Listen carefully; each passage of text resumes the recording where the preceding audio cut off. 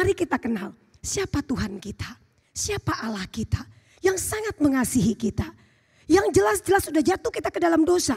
Seorang mahasiswa saya berkata, Bu Ida, pribadi yang paling tidak punya kerjaan di dunia ini adalah Tuhan. Hari ini kita berbicara, kita belajar tentang kata ketaatan. Oke ya, berarti ini sudah bisa ya. Oke, dalam Kamus Besar Bahasa Indonesia gitu ya. Kok jadinya ke KBBI, biar kita memahami gitu ya. Kata ketaatan itu menarik. Artinya kepatuhan, artinya kesetiaan, dan ada kesalehannya. Lucu ya. Jadi ngomong ketaatan, ngomong kepatuhan, ngomong kesetiaan, ngomong kesalehan. Dan dengan jelas ketika kita berbicara tentang ketaatan, ketika kita berbicara tentang kesalehan, ketika kita berbicara tentang kesetiaan, pasti itu minimal melibatkan dua orang. Makanya di situ saya bilang, saya tuliskan melibatkan dua orang atau lebih. Ketaatan yang berkaitan dengan kesalehan, berarti kita berbicara tentang kerohanian. Di situ saya tuliskan berarti ini berbicara antara saya dengan Tuhan, Bapak Ibu dengan Tuhan, kita dengan Tuhan. Gitu ya. Bapak Ibu dan Saudara, ada faktor, banyak mungkin ya. Tapi saya mengajak kita melihat dua faktor penyebab ketidaktaatan. Gitu ya. Tidak mau dia. Oke, mungkin oke ya. Dua faktor penyebab ketidaktaatan. Pertama adalah ketaatan tidak menguntungkan dirinya. Saya teringat Bapak Ibu pada waktu saya ketemu dengan seorang AI ya. Yang sering sekali memberikan perpuluhan. Rutin, besar lagi ya. Sudah rutin besar gitu ya. Untuk pekerjaan Tuhan. Luar biasa. Suatu kali gereja heran ya gitu ya. Hamba Tuhan heran.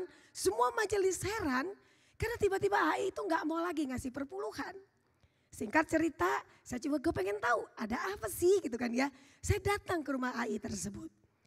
AI bukan soal masalah perpuluhan, dia juga tidak ke gereja setelah itu. Akhirnya kita tanya kenapa. Terus dia mulai cerita. Saya belasan tahun memberikan persembahan untuk Tuhan.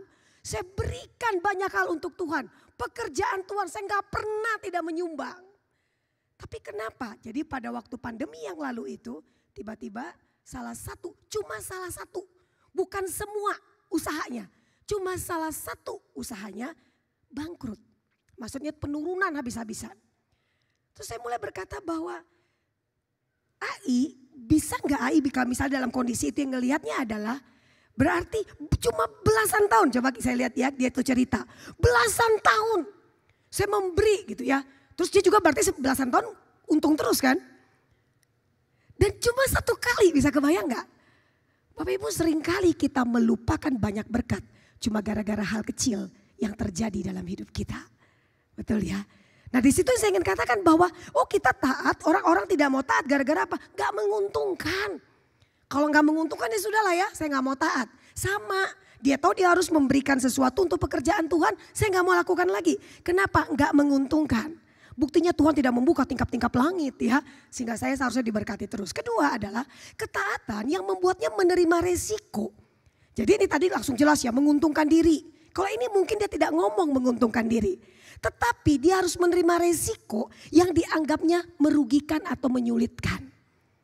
Jadi misal nih ya, karena saya harus taat kepada Tuhan. Dalam pekerjaan akhirnya apa? Akhirnya misalnya dia harus dipecat. Itu salah satunya gitu ya. Bapak Ibu ada banyak hal. Tapi saya cuma mengajak kita ngelihat faktor ketidaktaatan itu bisa karena tidak menguntungkan diri kita. Bisa karena ada rasa takut menerima resiko yang harus kita hadapi. Memiliki pengenalan yang benar kepada siapa kita harus taat. Jadi kita mesti kenal dulu kepada siapa kita harus taat. Seharusnya menolong kita tanpa ragu. Hidup dalam ketaatan, dalam kesetiaan, dalam kesalehan sampai akhir. Dan saya ingin mengatakan di sini bahwa Tuhan Yesus adalah teladan sempurna kita tentang keteladanan.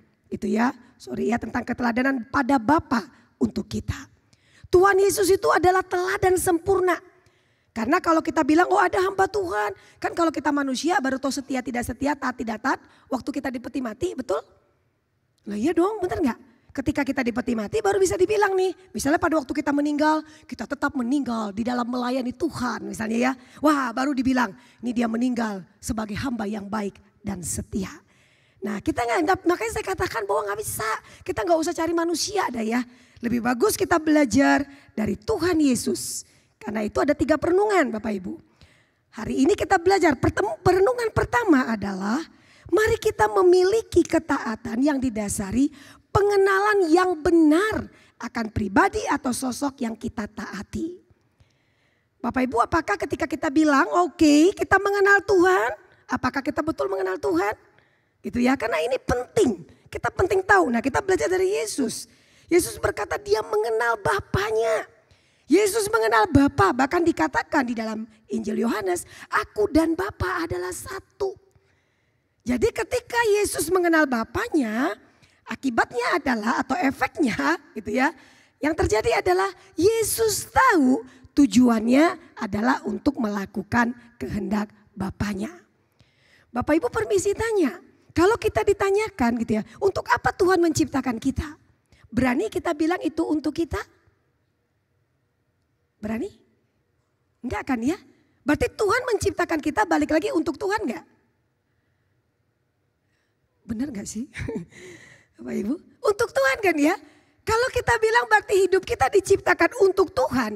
Melakukan apa yang Tuhan mau di dalam hidup kita. Kalau itu tuh ya, kalau kita sudah punya pemahaman itu.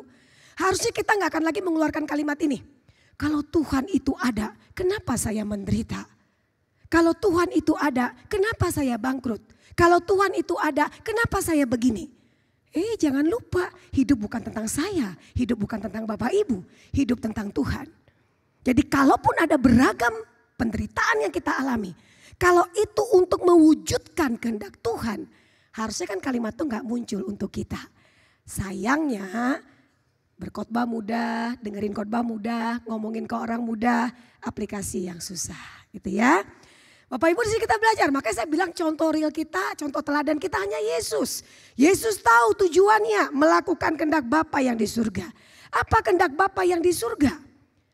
Bapak Ibu gak ada yang lain. Bapak Ibu kita ingat, hari Natal kita mengingat Yesus datang ya dengan satu tujuan. Ini kan terus nih nanti ya, sampai nanti Paskah bangkit, sampai nanti dia naik ke surga. Kita belajar bagaimana di situ ya, kali ini kita belajarnya Yesus datang untuk menyelesaikan masalah terbesar manusia. Apa masalah terbesar manusia? Banyak orang berpikir, masalah terbesar kalau dia kehilangan sesuatu. Bagi saya tidak ada masalah yang lebih besar daripada masalah dosa, benar gak? Karena dosa ini masalahnya akibatnya gak main-main bagi kita. Nah inilah yang dilakukan gitu ya.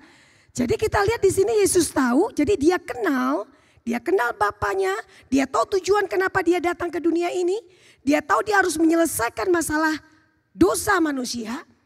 Kalau saya mencoba mengambil, tadi kan kita bahasnya ya, tadi ada ayat yang ke-47 sampai seterusnya, ada yang namanya Yudas Iskariot ya, berbeda dengan Yudas Iskariot.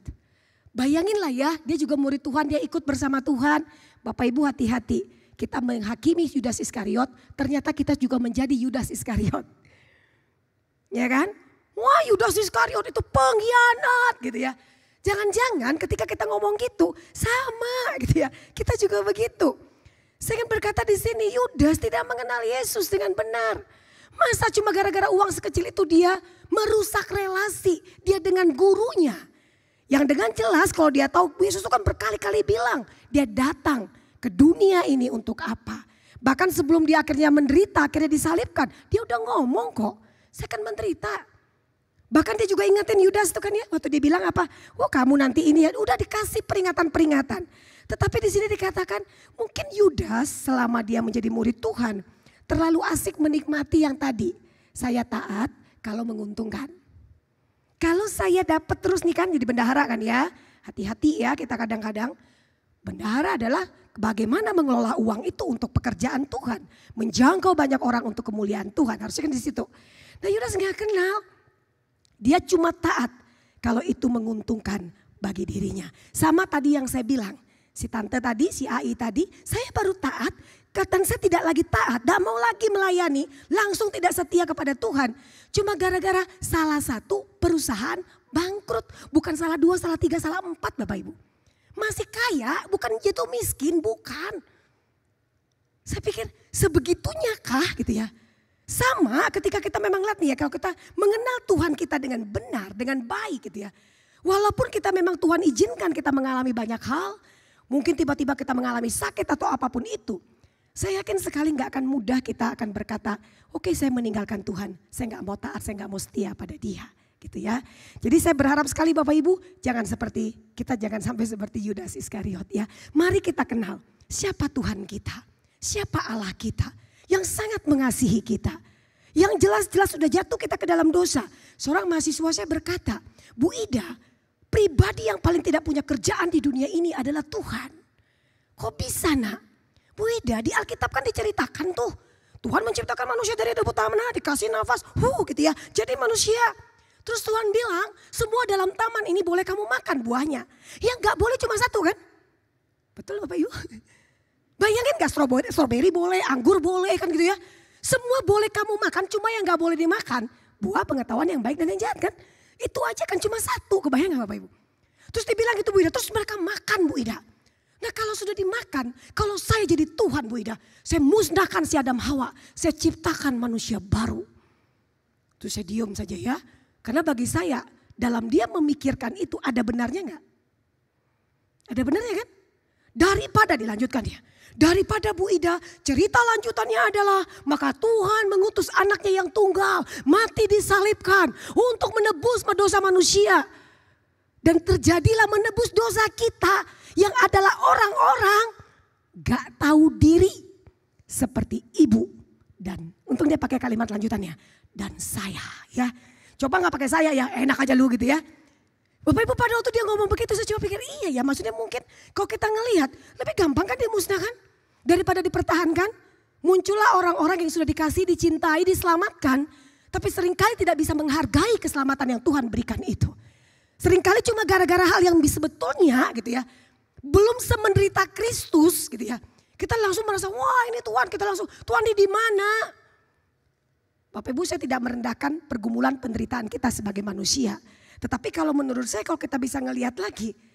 Tuhan dengan kasihnya dia taat, dia tahu gitu ya. Nah di sini saya lihat bahwa bagaimana dengan kita gitu ya. Bagaimana dengan kita bisa melihat oh Tuhan saya dalam perjalanan kita ini ya. Maksudnya Tuhan saya ngomong ke anak itu. Itulah nak ya. Kena apa yang kamu pikirkan ada benarnya. Tapi itulah hebatnya kasih Tuhan. Betapa berharganya engkau dan saya. Saya juga setuju Maya kalau saya jadi Tuhan udah lama dah. Jangankan kamu ya. Banyak orang udah gue musnahin tuh semua ya. Yang bebal-bebal ya. Yang 3 kali melakukan dosa yang sama. Kita musnahkan saja nak. Tapi itulah kasih Tuhan. Untungnya Tuhan gak kayak kita. Nah Bapak Ibu di sini kita lihat bahwa bagaimana. Gitu ya, kita menjadi anak-anak Tuhan. Yang sudah diselamatkan. Bukankah seharusnya kita rindu untuk Tuhan. Aku mengenal begitu besar kasih-Mu. Gak ada guna kita bilang kita mengasihi Tuhan. Kalau kita tidak bisa mengaplikasikan kasih itu pada di titik terendah yang kita hadapi. Karena itu Bapak Ibu mari sama-sama kita evaluasi diri kita. Kita mengenal Tuhan gak sih? Mengenal gak Tuhan kita yang kita percaya yang begitu mengasihi kita itu?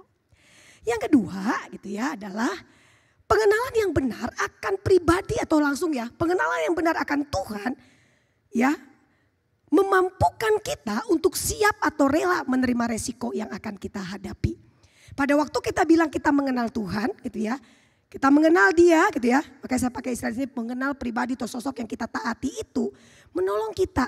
Karena selalu ada resiko dari setiap pilihan yang kita lakukan. Pilihan apapun dalam hidup pasti ada resikonya. Nah bisa saja resiko itu mungkin yang tidak menyenangkan bagi kita. Yang kita barangkali berat bagi kita. Nah mari kita lihat Bapak Ibu tentang pergumulan Tuhan Yesus di Taman Getsemani. Kan dengan tadi ya kalau kita lihat kalau dia berdoa. Kalau boleh, kalau cawan ini boleh lalu daripadaku. Tapi bukan kehendakku, tapi kehendak-Mu lah yang terjadi. Kalau di dalam Injil Matius kita jelas ya pertama di ngomong, terus yang kedua ngomong lagi, ketiga ngomong lagi. Bahkan di situ dikatakan bagaimana gitu ya. Bapa mengutus malaikat ya untuk menguatkan Yesus. Bapak Ibu apakah doa yang begitu membuat dia begitu bergumul? Apakah itu karena penderitaan fisik yang akan dialaminya? Nanti saya akan saya akan disiksa, saya akan dipukuli, saya akan dibawa dari Pilatus terus kemana, terus saya harus memikul jalan salib. Apakah penderitaan fisik itu? Kalau kita bilang itu penderitaan fisik, Yesus tahu kok. Waktu dia dielulukan di Yerusalem dia juga sudah tahu kok. Sudah itu setelah dia dielulukan di Yerusalem akan menjadi apa dia juga tahu.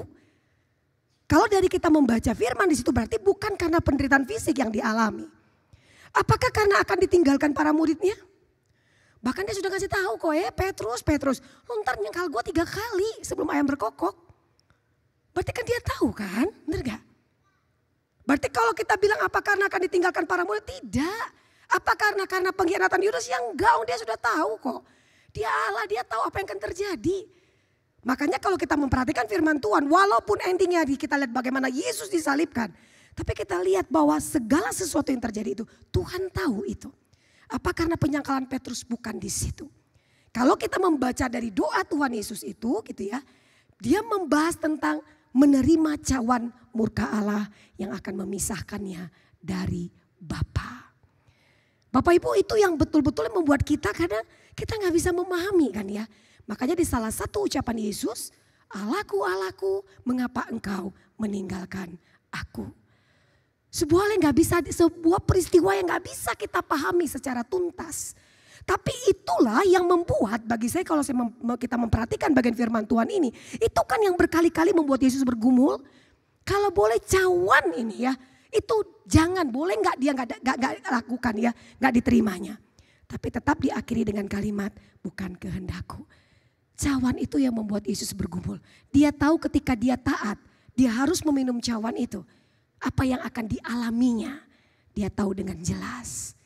Bapak Ibu dan Saudara yang dikasihi oleh Tuhan, sebagai kita anak-anak Tuhan, pada waktu kita mau taat kepada Dia, pada waktu kita mau berkata Tuhan aku ingin menjadi anak-anak Tuhan yang setia kepada Tuhan, kita tahu kan ya bahwa selalu ada resiko, selalu ada misalnya kayak mungkin hal yang tidak sesuai dengan yang kita mau bisa terjadi dalam hidup kita. Ada banyak hal. Saya ingat sekali ada seorang guru sekolah minggu sudah 15 tahunan. Guru sekolah minggu Bapak Ibu. Tiba-tiba dia menikah dengan orang yang berbeda agama. Terus saya datengin. Kenapa kamu menikah dengan orang yang berbeda agama? Terus dia mulai berkata apa? Saya berdoa kepada Tuhan. Tuhan, dia bilang tuh belasan tahun yang lalu dia berdoa. Berikan aku pasangan hidup. Terus mulai ketika dia sudah berdoa tahu apa yang terjadi? Gak ada, yang datang adalah yang beda agama.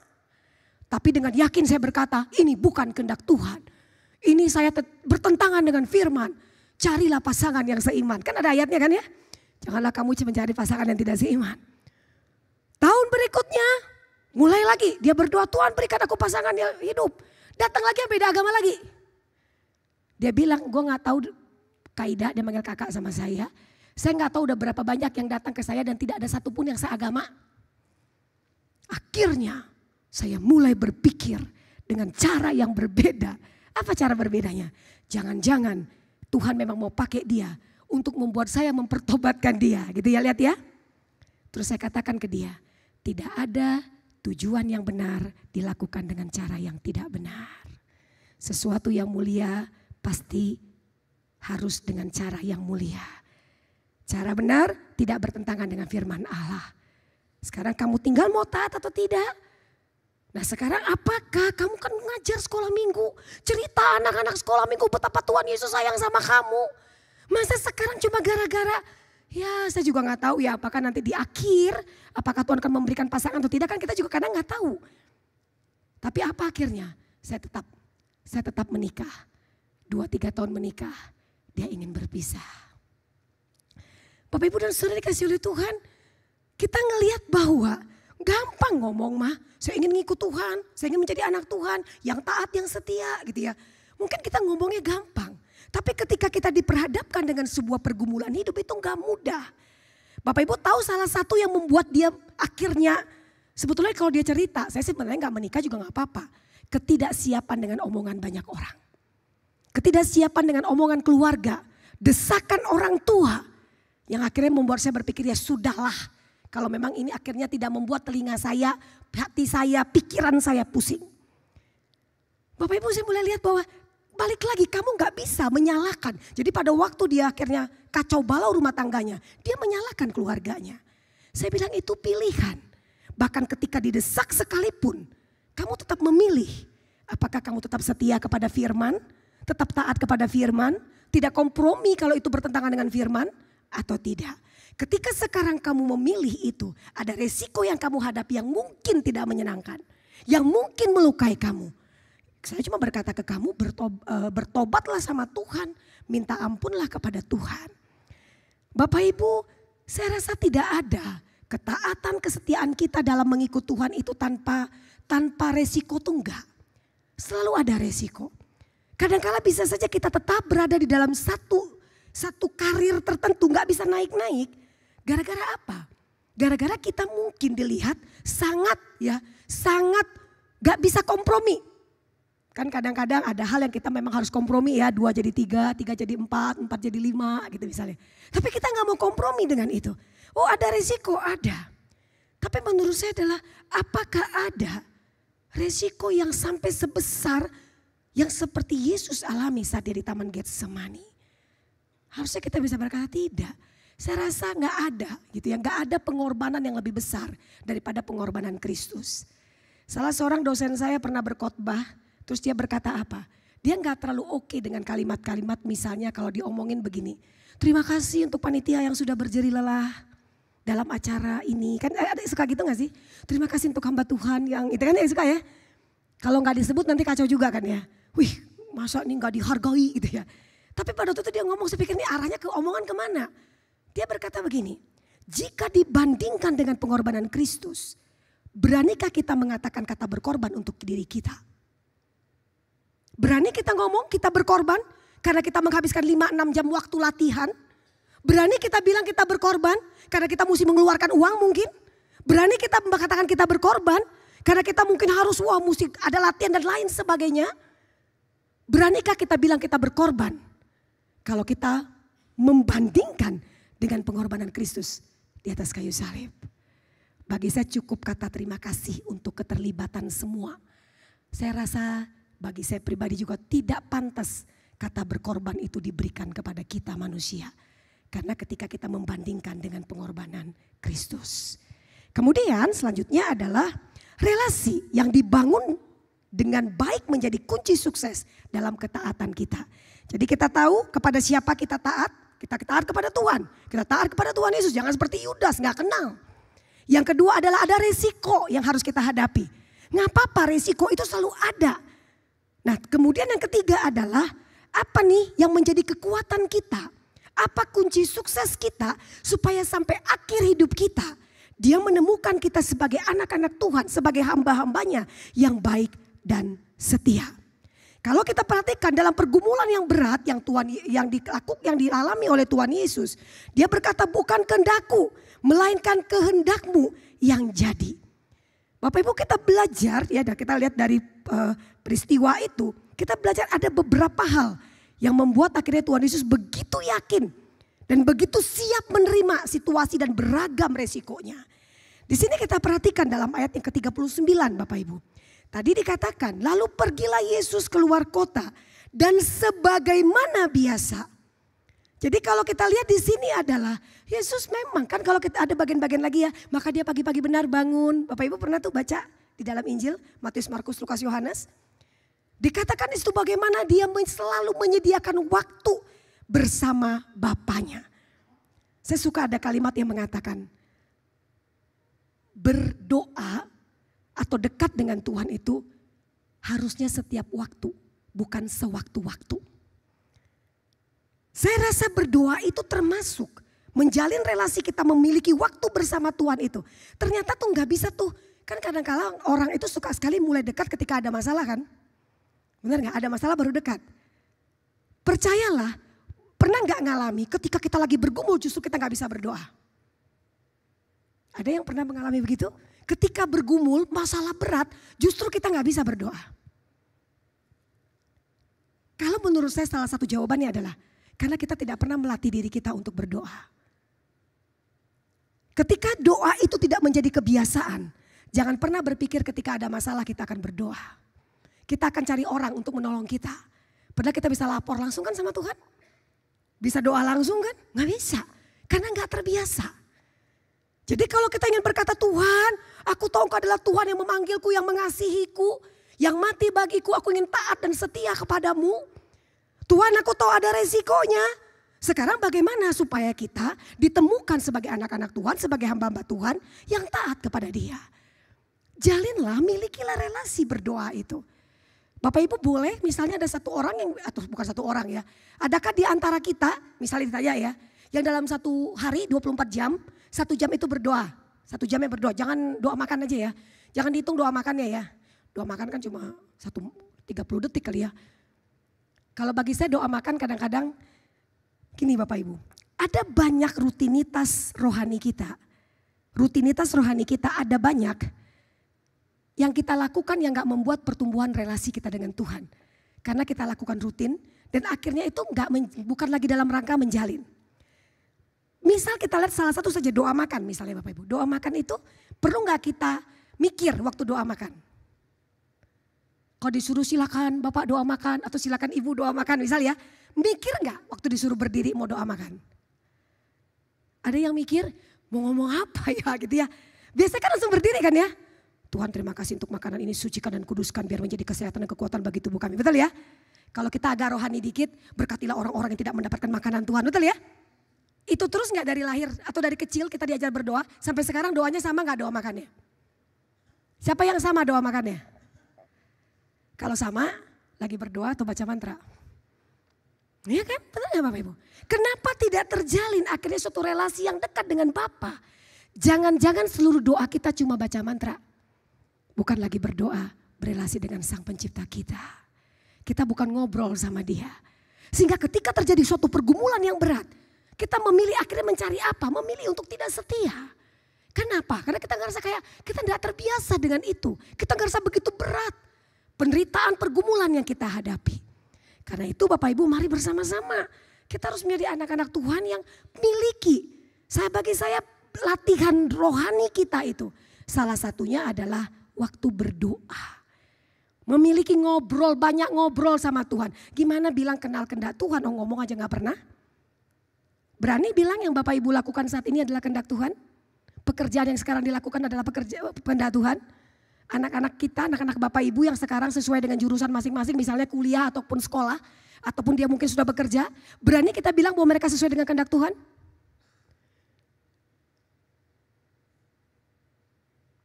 Berani kita mengatakan demikian?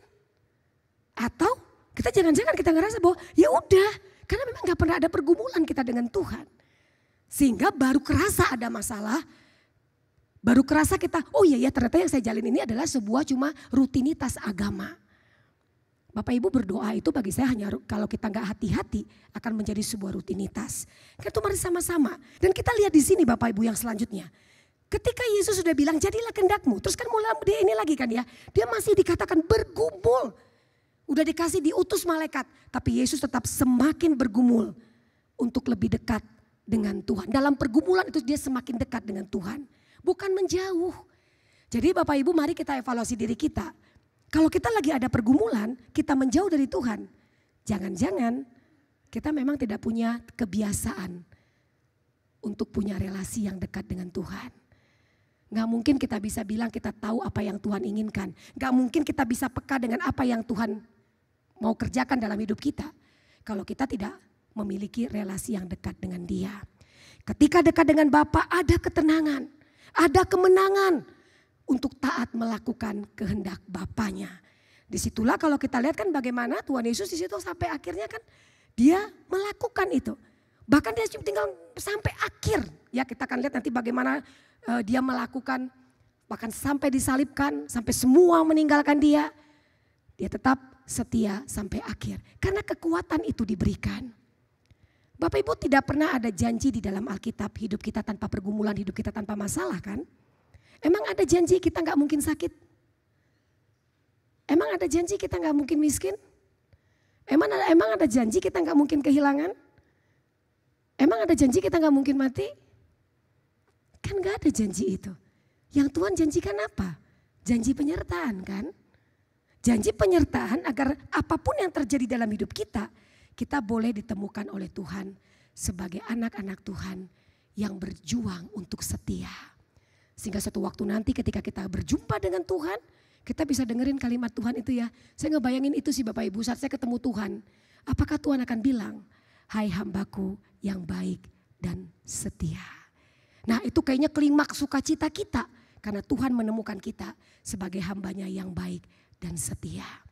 Bapak Ibu mudah? Tidak. Tapi kita belajar bagaimana seperti Tuhan. Tuhan Yesus melakukan, dia berjuang untuk bisa mengalami kemenangan untuk melakukan kehendak Bapaknya. Bapak Ibu dan saudara dikasih oleh Tuhan, Konfusius berkata kepada murid-muridnya, hai para muridku, kamu boleh berbuat dosa apapun. Berzina, ngomongin orang, mukulin orang, nyakitin orang, korupsi, boleh. Kamu boleh lakukan apapun. Terus para murid mulai berpikir, kok enak banget ya? Terus ditanya, guru, apakah ada syaratnya? Gurunya bilang, enggak, gampang kok, syaratnya cuma satu. Apa syaratnya guru? Cukup 1 hari sebelum engkau mati, berbuat baiklah. Lalu muridnya berkata lagi, tapi guru, kita kan gak tahu kapan kita mati. Lalu gurunya dengan bijak berkata, karena engkau tidak pernah tahu kapan hari terakhirmu, anggaplah hari ini hari terakhirmu, berbuat baiklah. Bapak Ibu, dalam keadaan seperti apa kita ingin Tuhan menemukan kita? Apakah kita ingin Tuhan menemukan kita saat kita lagi berjuang untuk hidup dalam ketaatan, untuk hidup dalam kesetiaan, untuk hidup sesuai dengan firman? Atau mungkin ketika dia menjumpai kita, justru kita lagi jauh dari dia, lagi tidak hidup sesuai dengan apa yang dia inginkan. Bapak Ibu, tidak mudah, tapi saya percaya bukan tidak bisa.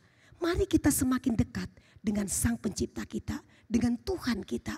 Supaya kita bisa betul-betul suatu waktu nanti ketika Tuhan memanggil kita, atau ketika Tuhan datang kembali, dia menemukan kita sebagai hambanya, anaknya yang setia.